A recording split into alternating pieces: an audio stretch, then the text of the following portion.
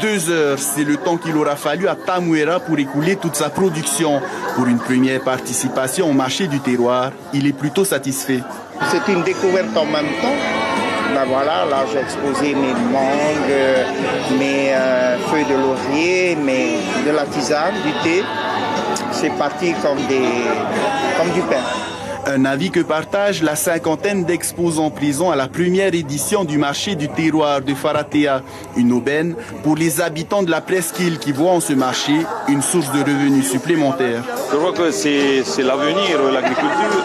Il faudrait que le gouvernement puisse mettre encore des moyens au niveau de l'agriculture pour pouvoir redévelopper encore ça et surtout pour pouvoir donner à manger à notre population.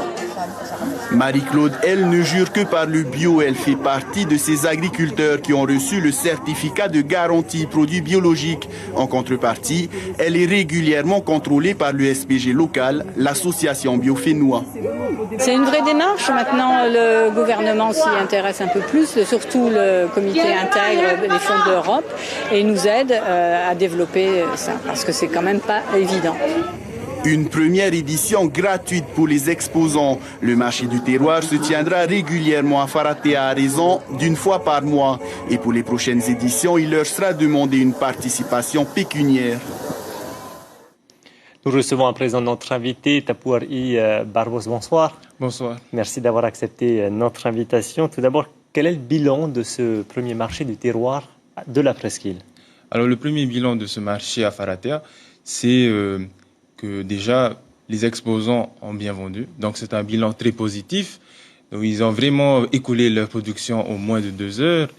Et ce bilan qui reste très positif est vraiment un grand succès pour la Chambre de l'agriculture, la première édition qui se passe à Faratea. Après, nous allons mettre en place une communication plus importante afin que tout le monde soit touché. Apparemment, nous avons reçu quelques doléances pas par les exposants, mais plutôt par les clients qui n'ont pas vraiment reçu l'information. Mais on a essayé, avec les moyens du bord, que la communication soit faite optimalement. Alors, vous coordonnez les marchés du terroir, que ce soit ceux de Mamao, de Moorea et donc aujourd'hui de Taravo. Quel est l'objectif recherché? Alors, l'objectif de ces marchés, donc on a commencé par Mamao, donc Papeete, puis on a atterri à Moorea, et de Moorea, on est venu à Faratea. L'objectif réel de ce marché, c'est un concept où les petits agriculteurs auront un circuit formel, c'est-à-dire un circuit court de producteurs à consommateurs. Car les petits agriculteurs qui sont détenteurs de la carte agricole ne vendent pas forcément dans les circuits formels comme les grands agriculteurs, tels que les grands distributeurs, les supermarchés. Donc, avec le marché du terroir, ces petits agriculteurs ont un circuit formel où la Chambre de l'agriculture peut calculer par pourcentage ou par une quantité la production de ces agriculteurs afin à travers un travail que la Chambre fait aussi, c'est les quotas agricoles. Donc avec le marché du terroir, on arrive à structurer ces petits agriculteurs qui vendent au bord de la route où personne ne peut les contrôler.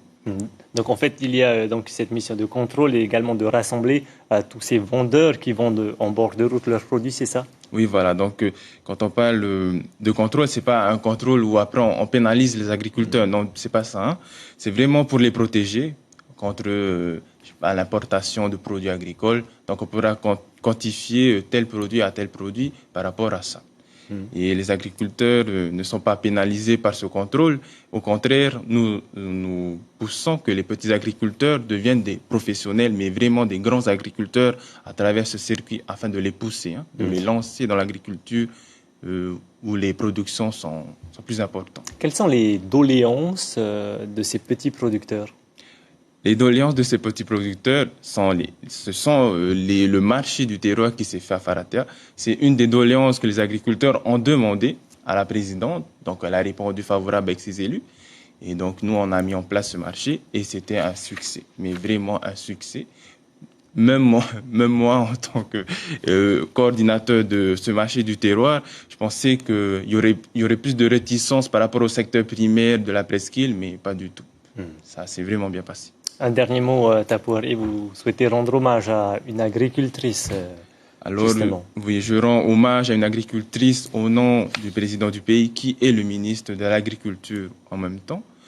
qui, par le nom aussi de la présidente de la Chambre et ses élus, de notre secrétaire général et tous les agents de la Chambre de l'agriculture, nous présentons nos sincères condoléances à la famille de Maman Alice Arapa.